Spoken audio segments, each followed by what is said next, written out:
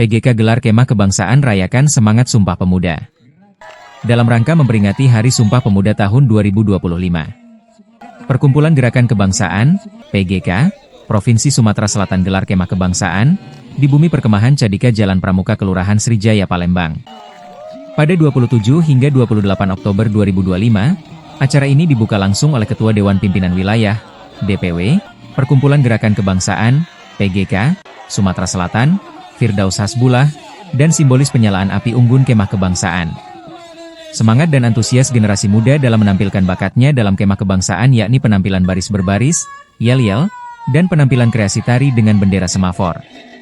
Memperingati Hari Sumpah Pemuda yang jatuh pada tanggal 28 Oktober 2025. Sumpah Pemuda mengajarkan kita tentang pentingnya persatuan.